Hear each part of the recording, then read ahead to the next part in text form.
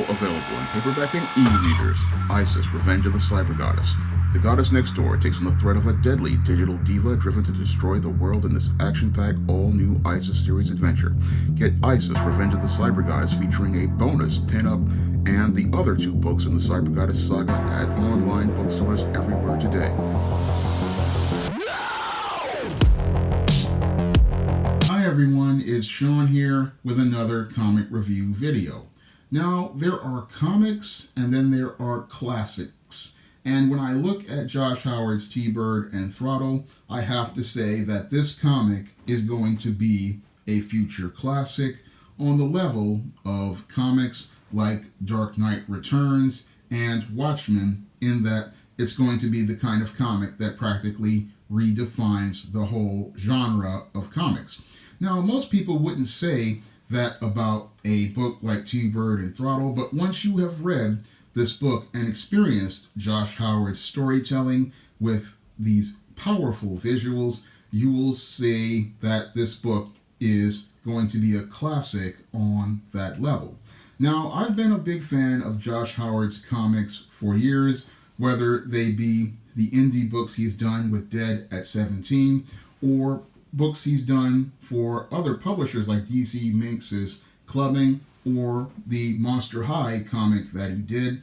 I've always loved his art style, and I've always loved the way he draws characters and tells stories with pictures.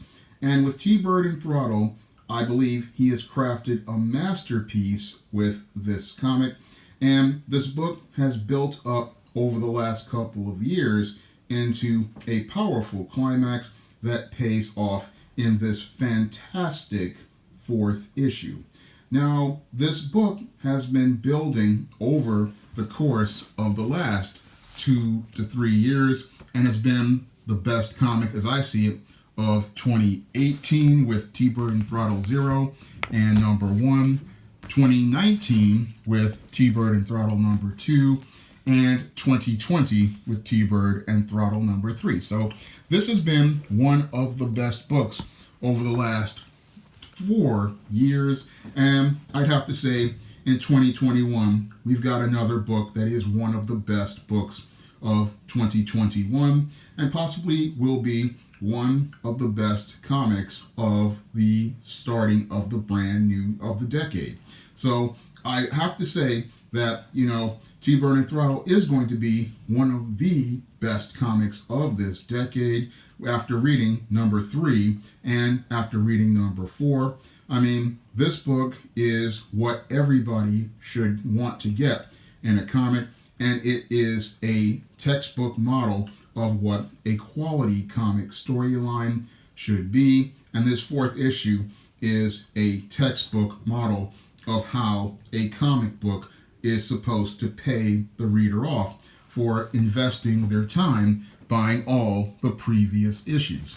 Now, this 4th issue has a fantastic wraparound cover that you probably wouldn't have seen on Indiegogo, but this 4th cover, this is an absolutely beautiful piece that does a powerful job of contrasting the 2 eras of Mitchell Maddox's life. And this wraparound cover shows us Mitchell Maddox and his sidekick, former Throttle, the original Throttle, Amy, and from their good days to their dark days, and does a beautiful job of showing us how these 2 characters remain heroes even from the good times to the bad times, and shows us how they grew through those times. So it's a fantastic cover, and I wanted everybody to experience this cover because this is just the start of an absolutely spectacular comic. So that's something that most people wouldn't see, but I just want everybody to take a quick look at it, and I'm just going to take a quick look to show you some of the what makes this comic absolutely one of the best comics in the comic book genre today. So T-Bird and Throttle number 4, you're going to be in for, again, a spectacular treat with this book. And I love how this book starts, because the way this book starts is a powerful contrast to T-Bird and Throttle number 0. Now in T-Bird and Throttle number 0, or number 1, let me see, because they show us a contrast again. I think it was number 1 that they show us the contrast, but it is a contrast issue number 1, and in number 1 they show us the past of your T-Bird, and again it shows a contrast between the two. So in this one, in the first issue, we saw the origin of Mitch, but in this one we see the origin of Jack. And Jack's origin reminds me a lot of Victor Von Doom from the Fantastic Four, whereas Mitch reminds me a lot of Mr. Fantastic and Mr. Incredible from The Incredibles. So we see, again, a great contrast between these two characters and how they became who they were and how tragedy shaped both of those characters. Now, I don't want to give away too much as related to it, but the origin of Jack Gruesome shows us why he's so gruesome and why what he does just ain't pretty. Now, after we see the origin of Jack Gruesome, we are taken to a scene where Mitch's daughter Emily has been kidnapped by your Jack Gruesome, and he's torturing her and letting her know that her father isn't this so-called good man that she has believed that he is. And in this series of pages, we get some revelations as related to Mitch, and we get some revelations as related to Gruesome that pay off the Hitchcockian story that Josh has been building over the course of the last 4 issues. So I really like the way Josh set up the story in the previous 4 issues and how he pays all those stories off in this 5th issue in a very satisfying fashion, because as Emily is being tortured, we then see T-Bird coming in and being the hero, and he comes in a spectacularly heroic fashion to protect his daughter from this threat of Jack Gruesome. And the sequences here are just absolutely spectacular here as related to the confrontation between these two. The tension, you can just feel it on the page, and that's just the mark of just absolutely really great storytelling here. I mean, one of the things I like about the T-Bird character is that he can be presented as dark and he can be presented as light, and I lightly like seeing that he can be played on both of those aspects, because sometimes when you have a writer or an artist, they won't know how to play both of those aspects with the character, and then it really just doesn't work. But Josh makes it work spectacularly here with the way he presents the visuals, and they really stand out strong in these sequences. And I like how he just has the story and it just flows beautifully as related to the hero and the villain facing off. I mean, this is just, again, powerful storytelling, which really shows these characters and how human they are.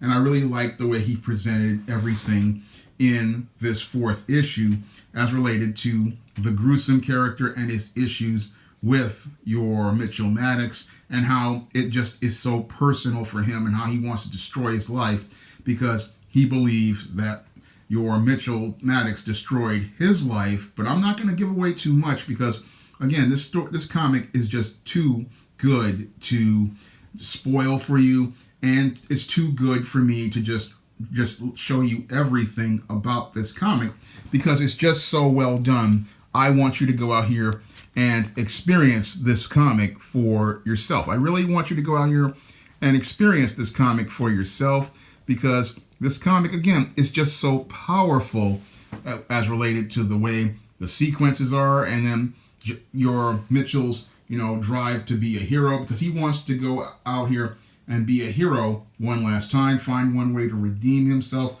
from all of the mistakes he has made in the past.